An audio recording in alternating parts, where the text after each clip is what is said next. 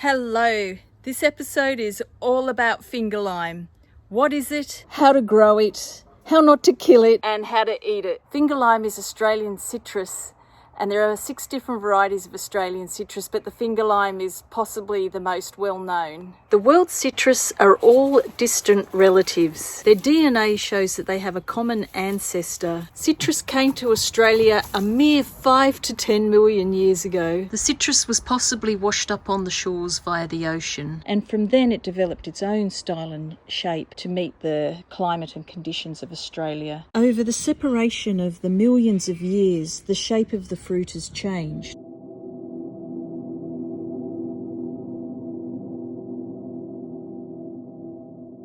The Australian lime looks like fingers, although there is a round variety, and the flesh is what is stunning and the wow factor in that its texture is not like an ordinary lime, but a caviar texture, and when you add it to things such as desserts or fish, which are the best pairings I think for the finger lime, it adds a whole other dimension. Pops of pearls pop in your mouth, and it's a very tangy, limey flavour. Finger lime fruit can be used in ways that you might ordinarily use normal limes. Well, now that I've got you all excited about how to grow your own Australian native citrus, I better talk a bit about how to grow them and a bit of care.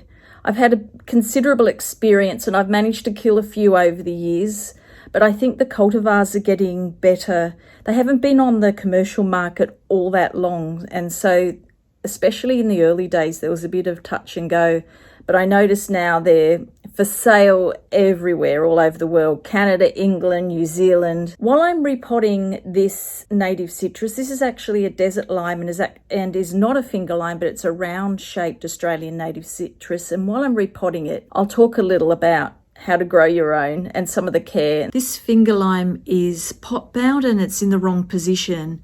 It's also got another aggressive grass growing in the same pot. And like normal citrus, finger lime doesn't like competition for its roots. Absolutely treacherous to, you can't hold any of it. It's 100% spiky from its base all the way through. This is some dieback due to irregular watering. This is a self-watering pot, and I've just pulled off this bit, and as we can see, it is quite root-bound. The citrus comes from subtropical regions of Australia, Queensland and northern New South Wales, and they tend to grow as a forest floor understory. So that'll be indicative of their position. They really don't like strong winds, neither hot nor cold, and they hate frost. I have mine all in sheltered positions and I don't bring them inside. I've got 2 in the ground and 2 in pots, and we go down to -7 in the winter. And we have frost for a good part of the winter, and they're surviving outside. So it will depend on the nature of your climate, whether you need to bring them in or not. On the upside, they grow really well in pots and fruit in pots, and so you'll be able to bring them inside in the winter and still get fruit. They love a sunny position. If you've got a sunny light position during the winter, that would be ideal. Oh, that was exhausting. I might clean up the trunk. It'll help me repot it, these laterals, branches here. I might even cut off some of the prickles. This bit here is going to go. It's just poking out in the wrong way. And remembering that I've cut off so much of the root ball that the plant needs some cutting back. This inward branch crossing, good to go. Dead. This bit is cut back to something. The finger lime is quite low in the pot, and so I'm going to be able to add it to this pot and build up some fresh soil in it so I can use the same pot. All right, it's back in the pot. I was able to put a fair bit of soil at the bottom, and it's got a nasty little lean to it, but I don't know whether I can do much about that. Going to pack in some soil on the side. I'm going to use this piece of wood to try and wedge the plant this way and straighten it up a little bit better. And I'm going to put a little more soil on the top. You don't want to go too high, because when you water it, you don't want the water running off. Tamp it down. Seaweed is very good for Australian native plants. and aids recovery. And this is in a nice morning sun position, and hopefully it hasn't been too hammered by the whole transplant experience.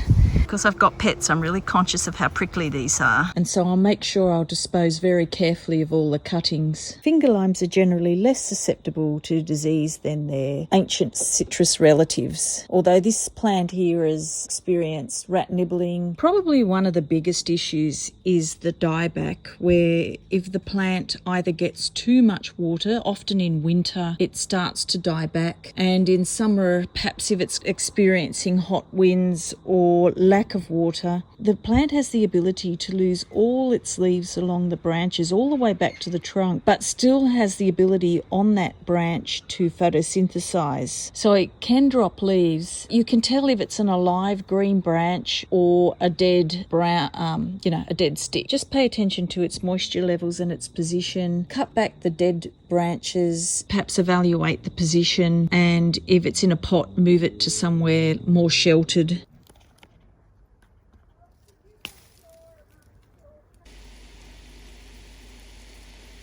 Roast trombone zucchini, potato with mountain pepper and an onion.